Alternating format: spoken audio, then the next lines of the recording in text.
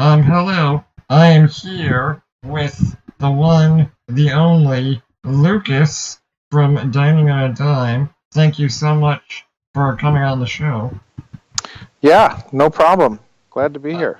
I'm sure a lot more people are familiar with your work, but for those who might not have heard, why don't you give a quick little intro of yourself? Yeah, I host a show for Eater called Dining on a Dime. Been doing it for the last few years, and I have a travel column for the New York Times. And that's kind of what I do. Oh, that's cool. Now, I'm sure you may have covered this in a background episode of Dining on a Dime, but how did you first, like, are you a cook by trade, or are you a writer by trade? How did you get into this? Yeah, I did through writing. So I don't have a background. I've never in the restaurant industry. I've never worked in a kitchen, but I do love to eat, and I love food, and I got into this through writing about restaurants in and around Los Angeles. Right, that's cool. Now, in a recent season of Dining on a Dime, you were in Rome. How long were you in Rome? For shooting, we typically average 2 shoots a day. So to shoot an 8-episode season, usually take 4 days, and then there's travel time, obviously. So I was there, close to a week. Well, that's a pretty tight ship you guys run. It is. I mean, we're definitely grinding them out. It's definitely. I mean, it's very enjoyable, but it's also definitely work. And me and the crew, I travel with usually a 3-person crew, and on this particular Rome trip, we also had help from a fixer who lives in Rome, and because that was a little more challenging to arrange restaurants and to find things in another country, and I don't speak Italian, so yeah, we had a lot of help, but things went pretty smoothly.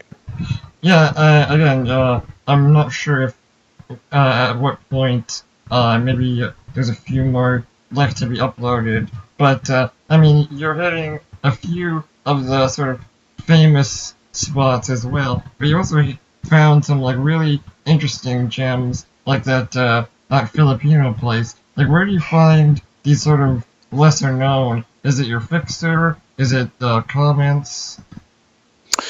It comes from a mixture of everyone sort of involved on the team. So between me and between the video team, and then a woman named Katie Parla who served as our fixer for Rome, who's a real wealth of knowledge for that area. We put together that list of places, and then of course you always have to start with more. You always have to start with more places than you end up shooting at, because a lot of places they don't like to be filmed. We tend to skew towards smaller places, more kind of mom and pop style places, as opposed to shooting in big restaurants who are media savvy. And so a lot of times places they don't feel comfortable with cameras, and they don't want to be filmed. So we always have to sort of plan for more places than we end up with, because a lot of places don't want to do it, or they'll back out. Okay, that makes sense. And honestly, I think that's probably part of the charm of the show. Because if you went to like these big established places every episode, you wouldn't get to sort of discover a lot of the really nice hidden gems that you guys do find. I totally agree. The thing that I like most about the show is that these are small places. These are not big chains. These are family-owned businesses for the most part. These are sort of local gyms known primarily to people that live in the place, not really known on a national level. And I think that really gives it just gives you a better sense of what the place is like and what the city's like and what the people eat. When you go to places like that, as opposed to really huge, sort of slick, very within the restaurant industry, those sort of places. I like the smaller places. Mm-hmm. Now, I'm curious, kind of a deep question, but do you ever find somewhere, especially maybe more when you're in the States, and because, obviously probably most of the audience is in the States, so if you show a place, your audience could potentially go there relatively easily, depending on where you are. Do you ever find a place and you're like, this place is too good to show people? Or have you ever obscured the actual name of a restaurant before? No. Have I ever thought a place is too good to share?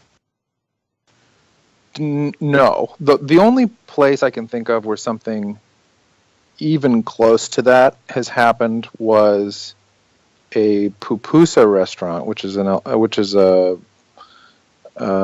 dish from El Salvador. There was a restaurant that was run out of a woman's house in Los Angeles, and that presented some challenges because what she was doing was not strictly legal, and we didn't want to, get her into trouble. Actually, that happened again. That happened again at another place called All Flavor No Grease, where the guy, again, this was in LA, where the guy who ran it, what he was doing it out of his house, and it wasn't, within the rules of the city and of the health code. But he also loved it. I mean, he agreed to the shoot, as did the woman. We don't ever ambush places without their permission. So, a thing to keep in mind is that where we shoot, we always clear it with them.